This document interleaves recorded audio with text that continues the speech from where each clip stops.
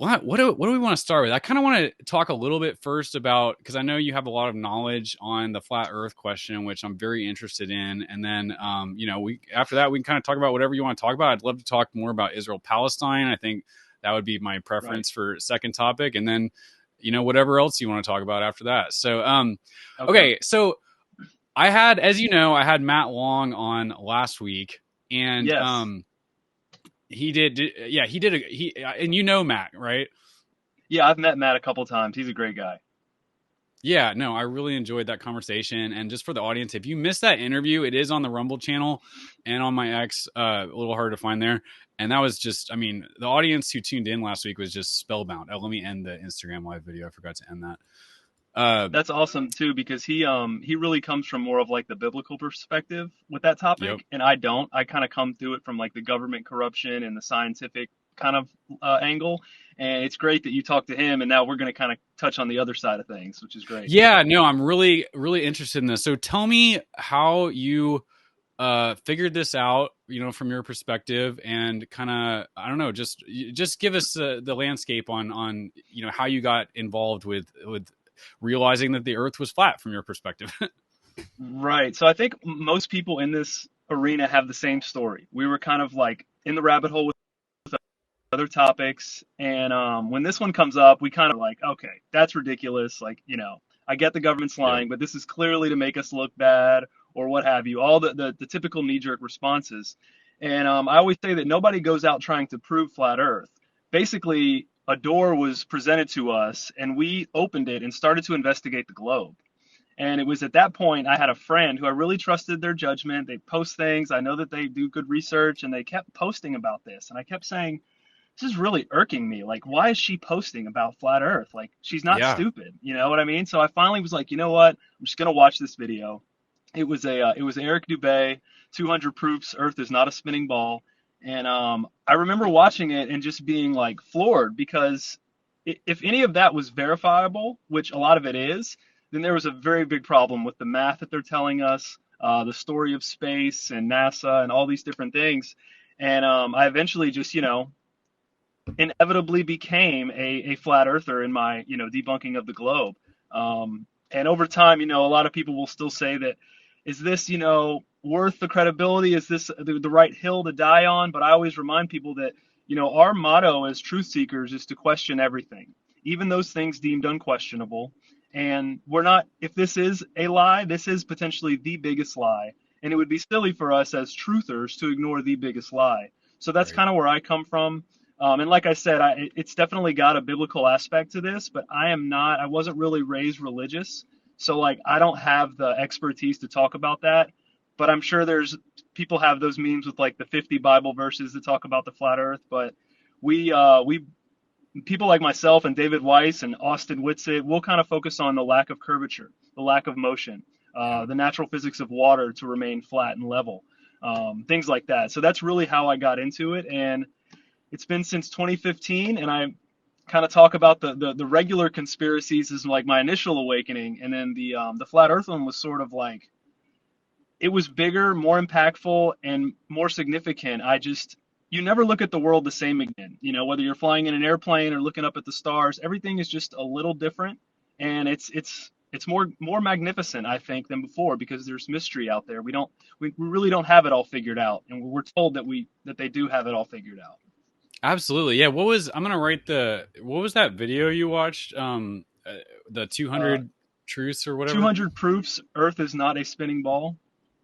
Truths. Earth is not a spinning ball. Yeah, Okay. Eric Dubay is one of the he's like the Del Bigtree or the RFK of like the flat Earth. He's like the guy who kind of sort of really brought it back to the forefront, was making the really quality content and getting the word out there, writing the Oh, books and wow. stuff. How do you spell his last name? Dubay. B-A-Y. Okay. Yeah. I'm just looking for more resources on this because, like, I mean, I think from what I've heard so far, it does make sense. But, like you Mm-hmm. said, it's such a big, massive lie that it's really hard to wrap your mind around it. I'm not saying I don't believe it at all. In fact, I'm probably leaning more towards it. Maybe I'm like 51% at this point, still kind of on the Right. fence, but only because it's just such a big lie. And I think the hardest thing is like, how could you possibly get the buy-in, the amount of people needed to cover this up, how could you possibly get them all to buy in to it, I guess, is one of my questions. So maybe you can address that That's a question. great question. Mm-hmm. That's a great question. And I think that's what bothers all of us in the beginning, right? And you could even apply that to 9/11. You have people say, well, my congressman and senator, you're telling me that they know that the towers were blown up. No, it's very compartmentalized. And the same thing with Right. NASA. I would venture to say that 98% of NASA believes we went to the moon, believes that, we're doing all the space travel we say.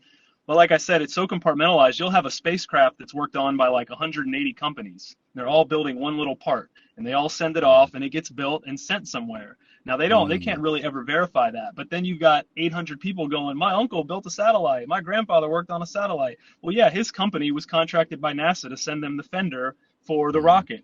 But I think what you just have to remember is, like, hardly anyone's in on it, and I think that's the only way it works. It's kind of like I go talk to pilots, or I go talk to engineers or surveyors, and they'll look at you with that deer in headlights look, like, I've never thought about that before. And then you go, oh, okay, you guys are off the hook. You guys aren't lying. You guys aren't in on it. And pilots are a great one, because airplanes are one of my favorite proofs. If we had an 8 inches per mile square drop, that's the curvature formula. We would have to, the airplane would have to dip the nose a little bit every now and then, fly over a ball. If it was just over a flat surface, it would just fly parallel, which it does. Right. But when you do the math, they would have to be dipping the nose a half a mile every minute. Now, just try to fathom a half a mile every minute. Like, the plane would almost have to be constantly dipping over and over, or just on like a constant kind of glide downward. And as we all know, they fly parallel with the nose slightly tilted up, cruising altitude, aside from takeoff and landing. So you also don't have to account for runways. If the Earth is spinning west to east, how do you land on a north-south runway? As you're going to land, that runway is moving this direction. So, like, but some people will say the airplane and the atmosphere is all moving with it. But this is what I guess we always get to, is you start to break open those questions and say, okay, well, is the atmosphere moving with it?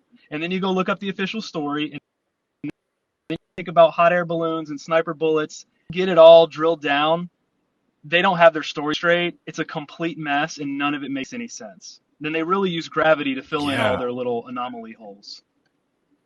Wow. Yeah. No, that actually does make a lot more sense than what we hear. I mean, I never knew that you would have to fly at that type of decline, basically, with the nose down every half mile or whatever. That's wow. That's shocking. That's a shocking revelation. Well, the reason that the reason you probably think that is very common, and I did too, is what were we always taught? The Earth's so big, so vast, we could never see it, never see the curve. Right.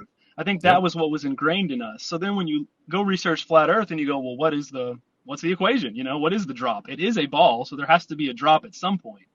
And then when you figure out what it is, you're like, what? This is ridiculous. None of this. And then Neil deGrasse Tyson keeps moving the globe post, as we call it. They tell you where you can see curvature, and they've moved it to like 63 miles high now. So everybody who thinks they saw it from Mount Everest or skydiving or from an airplane or their grandfather on the flight of the Concorde, mainstream science has now moved it up to 63 miles. And they say that even those edge of space flights, you can't see it. He says they're using a wide angle lens that curves horizontal lines. So right. It's just very deceiving when you've got NASA and Red Bull sending people up there, and then when they get back down, they're like, yeah, the curvature looks so amazing. And then you go do the math and you go look at the real footage, and it's like, no, they just, it was either confirmation bias or they're making it up. It's really strange. Right. That is so crazy. So just to the audience, if you have a question for Justin about flat Earth, because I think we all have tons of questions, unless you're just, already a true believer and you already know all these things, just put comments in that, like, what doesn't make sense to you about flat Earth that you would like me to ask Justin about. So, one question that I have, well, actually, I posted Matt's interview on X or just the episode itself. And one question or one thing somebody said was, oh, well, according to the flat earthers, the ice shelf would have to be bathed in sunlight, most of the time. So how could the ice shelf even exist? Have you gotten that question before or thought about that issue? Had the sun, well, say that again. The sun would be bathing the ice shelf, So, well, like let bathing in me sun, ask you this. said? Let me ask this one first, because like this is one that I personally don't Okay. understand, and then I think it's the broader question that would address that particular X user's comment. So, how does and this is just because I don't really have a good concept of like what the flat Earth model would look like. Like Matt, when he came on, he showed me what the flat Earth map would look like, but I don't have a good concept of Hmm. like how the sun and the moon would relate to the flat Earth map. So how do sunsets work? Like how do the sun and moon revolve, or what? How do they move in the flat Earth model? Can you just explain all of that? So, yeah, so I think one of the biggest things you have to kind of unravel is like the official story of the entire solar system. Because we want to throw like that flat pancake disk Earth that we see in the cartoon images and just throw it in the solar system. And then you're like, why are the other planets flat? How does the sun work? You Mm-hmm. basically have to throw the whole model out and start from scratch. Mm-hmm. Don't take this literal, like I think this is what it is. I'm just going to try to help everyone understand what it would look like. But imagine like a snow globe or like the Truman Show, and we're just the flat floor, and then there's like a glass dome above it. Mm-hmm. And in that dome is the sun, the moon, and the stars. And just like when you're a baby and you're laying in your crib and that mobile is moving above you and the planet's moving in a circular motion, that's exactly what the sun, moon, and stars are doing.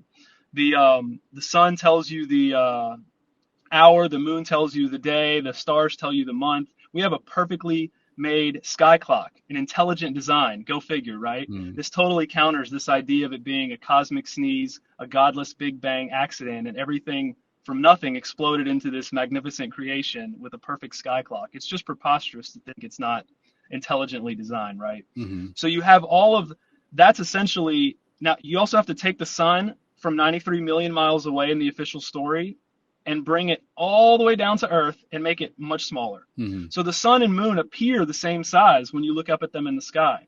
What are the chances, right? They are. That's what we believe. Mm-hmm. They're about the same size. They're about the same distance away. They're within our firmament. They're within our dome world, if you will.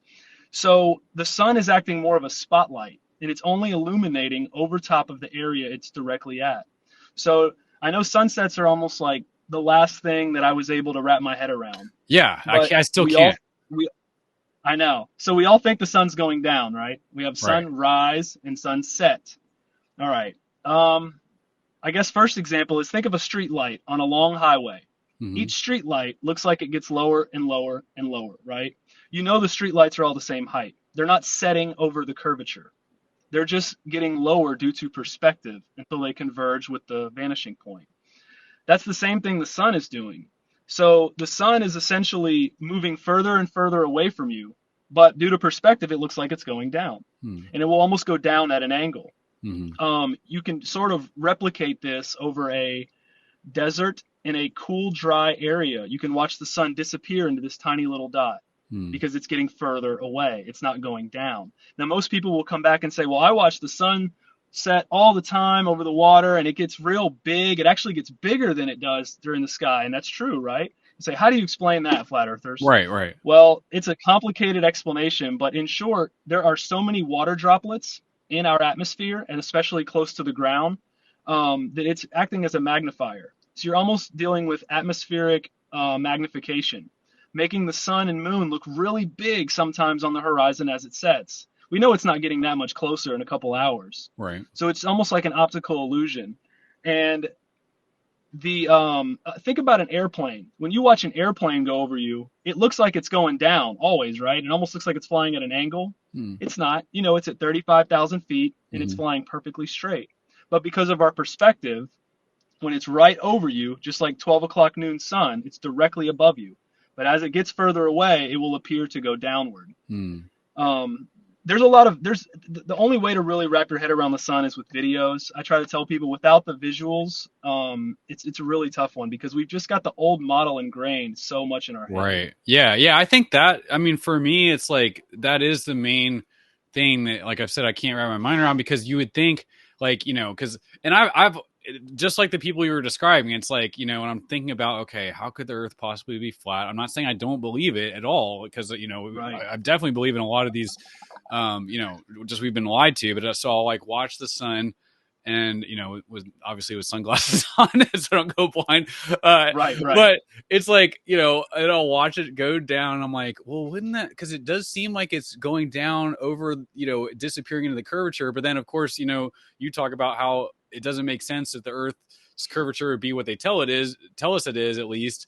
Um, right, because of the airplane thing, because you can see objects that you shouldn't be able to see, if the Earth's curvature is what they told us. And what's kind of funny, when you're talking, I actually had a vivid memory of when I was a child. I was probably maybe 6 or 7 years old, and I remember looking at a giant ball and trying to wrap my head around the globe Earth, because I was like, I was thinking, yes, I was like, okay, why do you never notice? I mean, just as a young child, I was like, you would think that if yes, we were on a ball, you would notice some kind of curvature in some way. And then I was like thinking of like, okay, what if I put an ant on this ball, or just like a pinprick? I was like, I guess it would look flat to the ant, but that still doesn't make sense, right, because you would think that there would be some kind of curvature somewhere, and you just don't ever see it anywhere in your life. I mean, that's what I thought as a young right. child. They tell us it's so big we Right. can't see it, Right. and they tell us it's spinning so fast we can't feel it. Right. So Yeah. you can't detect the curvature or the motion, but believe us, it's there. Trust the scientists, right? Yep. I try to tell people they got us so early with this one, because what Hmm. you just described was your natural questioning. When we're a kid, we go, well, how come the people in Australia don't fall off? How come the Exactly. water doesn't fall off? Yep. And they'll go, oh, well, gravity. And they start explaining these things, and you go, all right, well, you're the authority. Your subconscious childhood mind is believing authority. And as a kid, first thing you walk into school and see in that room is a globe. So from very early on, and my son is 4 now, and I've noticed so much, like in all the cartoons and everything, there's so much space and rockets and globes and dinosaurs, and all this comes in the same basket. This is Hmm. this big lie of evolution, of the Big Bang, of the heliocentric model. And the sun also is an interesting one, because when you see the video, you can basically let the sun go over the curvature, right? Just a little bit. So it starts to disappear from the bottom up. If you take a camera and zoom in all the way, the sun will start to resolve above that horizon, proving that basically what's happening is your perspective is running out, and soon Mm. the sun won't be visible. Mm. But if a camera can pull it back into view, you're not pulling it over the curvature. And this is Right. one of the biggest proofs with the boats, because what's the age old proof? We watch the boat go out to sea and we can't see it anymore. The Earth's a ball. I mean, this is Pythagoras and Eratosthenes' days. Right. Well, our optics outgrew their lies. And you can Mm. take a Nikon P900, let that boat go completely eclipsed over the curvature or horizon, Mm. and then zoom in, and it will pull the whole boat back into view. Wow. That right there disproves that, and again, it's kind of like, all right, well, I don't want to say that this proves flat earth, but I just disproved the curvature formula. I just disproved the age old myth that boats over the horizon prove we live on a ball. So if you're Mm. like checking all these off and you're like, where is the evidence of the ball? All I can see for as far as I can go in any direction on an airplane or in a high altitude balloon launch, it's perfectly flat. I'm not, doesn't mean flat earth. Maybe it's a million times bigger than they told us, Right. but they're lying about where we live. And I think they're hiding our true history, hidden continents, free energy technology. It's so much bigger than the shape. And I'm glad I just stumbled on that, because I want to say that before I forget, is it's not about the shapes. Everyone going, dude, I got to go to work tomorrow. Why are we talking about the shape of the earth? I don't care if Right. it's a trapezoid. It is not about that. It's about being deceived 8 ways to Sunday and spinning you around and putting you as a monkey on a ball in space, going nowhere fast, when really you are intelligently designed for a purpose. And we could be the center of this perfectly designed timepiece. And that's Mm. very significant. People want to Right. know if their spouse is cheating on them. I think people deserve to know about the forces around us, our home, where we are, where we came from, our relationship with the Creator. I mean, this is the type of things they're hiding with this lie, and that's why it's so important. Absolutely. Because, yeah, and when Matt was on my show, I think I could be wrong, I could be misremembering it, but I'm pretty sure he said that that was actually one of the ways, the main way he came to faith in Christ was realizing that the earth was flat, because, it pretty much, you would have to believe in intelligent design and in God Mm-hmm. if the earth was really flat, because then that makes the earth unique to all other bodies in Yep. the universe. and would make the Earth, because it's like if the Earth's just another globe floating around in space like every other planet, there's really nothing special about it. And so what makes, so then it kind of lends credence to the idea that, oh, well, humans just made up God to make themselves feel better about the world, and there's really nothing Right. special about the Earth, and there could be a million other civilizations out there and other gods, and they probably have their own theory about God, so it really, but if Yep. the Earth is truly flat, then it's like, well, there's something very special about the Earth, and maybe the Bible is true. It's pretty compelling evidence, I would say. You Exactly. think that's the? Would you say that's the main reason that this lie was perpetrated in your view? I'd say there's probably about a dozen reasons. I wouldn't even know how to rank them, but I do Mm-hmm. think separating us from the Creator and his creation is one of them.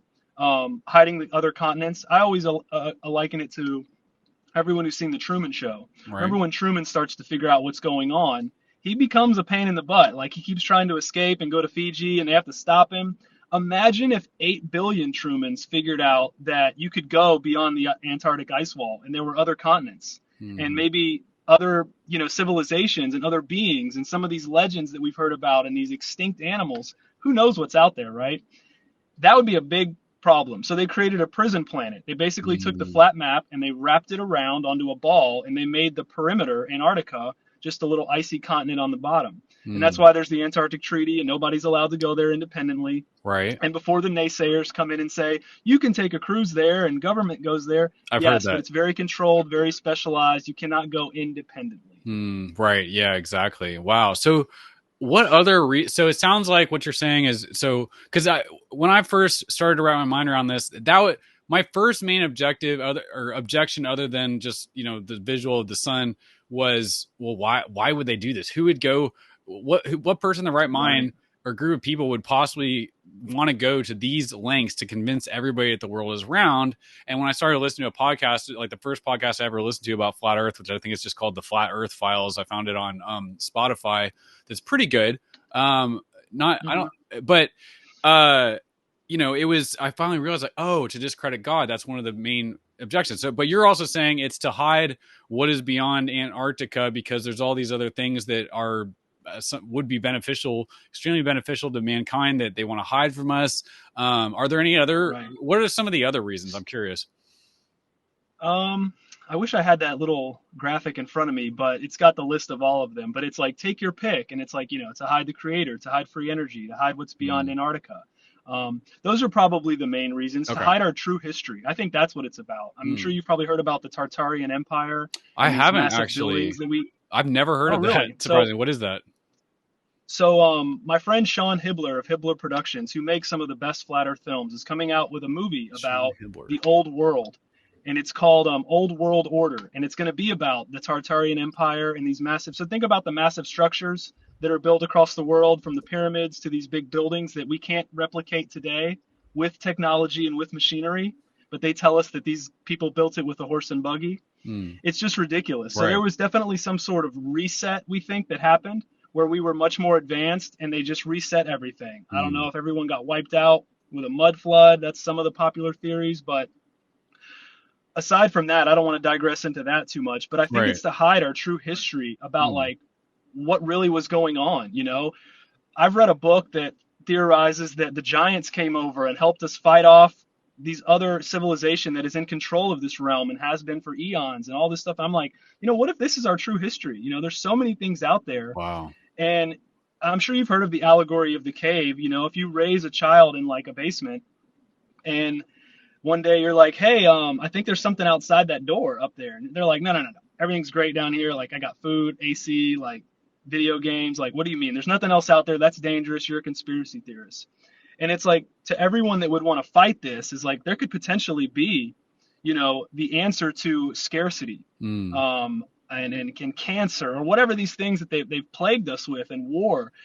They always tell us that we're going to run out of oil and run out of water right. and Yeah. run out of land. That's why Absolutely. they push the depopulation. What if there's 75 more continents? All that goes out the window.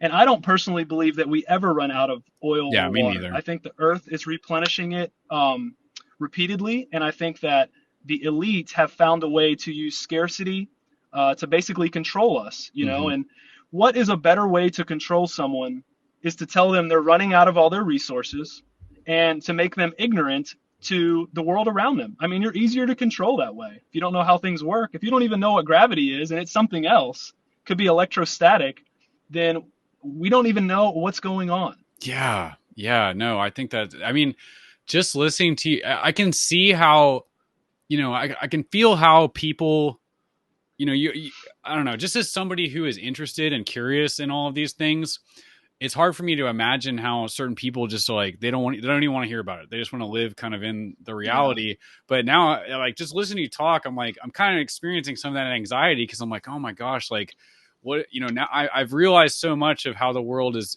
very different than what I thought it to be. Just Right. recently, like I was talking about this with Matt, like when I really dug into the roots of Zionism, and we can get into that next. And realized so much of what I believed my whole life was just a total and complete lie. I mean, I was like that scene where Neo in the Matrix realizes that he's living in this virtual world that the machines have created for him, Yeah. this, construct, this simulation.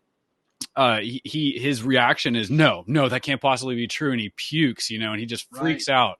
And it's like, I almost had that experience, not to that level, but just realizing, oh my gosh, I have believed something, just took it for granted my whole life that it's absolutely not true. Hmm. And then I was like, the worst part was, oh my gosh, like 80% of American Christians or more believe, just take it for granted, believe this, and it's a total lie. Yeah. So it's like listening to you talk now, I'm just like, wow, like I mean the history of the world could be radically different than I believe it to be. I mean, that's a possibility. I mean, do you think that's why There's some most people people don't that get think, into this? yeah, well, and just real quick, there's some people that think there's 1,000 years knocked off our number. It's only like 1,021 or 24. I mean, there's some interesting theories. There's also people who think that the Earth's population is way less than what they say it is. Huh? They've heightened that number up to make us again be like, oh my Really? gosh, we got to do something about running out of too many people and running out of space. But what was your question? Oh, why people are so resistant? I think Mm, I think it's just like any of the other topics is you don't want to admit you've been fooled. It's right. much easier to fool someone than to convince them they've been fooled. We all know that quote. And I think it's because the lie is so big. Mm-hmm. It's one thing to be like, okay, some scientists, fudge some science on fluoride and it's bad for us and we Right. found out, now we take it out of the water. But like the sky is blue is like the earth is a globe. I mean, it's a given in your mind. I flew for 25 years, and I remember never ever looking out the window thinking about that. And then the Mm, day I researched flat Earth, I've looked out the window so much flying, and I'm just like, how did I never once think, can I see wow. curvature? Like, where should I see it? I guess I always just went to the back of my mind that it must just be too big for me to see. Mm, But it's just a very very hard thing to let go. mm, Also, if you are a space nerd, if you love Star Wars and Star Trek, it's gonna be tough. Like that stuff is like, I don't know how to describe it, but it's like taking a kid's ball away, and they just don't mm, want to have it. mm-hmm. Yeah. Wow. No, I think that's so true. So you were a pilot for years, or still are? Oh no, no, I'm not a pilot. Oh, I've talked to pilots just though. flying on airplanes. Yeah, in general. Oh yeah, yeah, Yeah. yeah, yeah. Flying as a passenger, just flying for 25 years of my life and not ever, thinking Right. about it. And I remember asking a pilot, and he said, I've been flying for 30 years, and I have never thought about what you just said about the curvature and the spin. And I was like, oh. Wow. And I learned that pilots they know how to operate an aircraft from point A to point B. And we all know that plane essentially flies itself for most of the Right. time.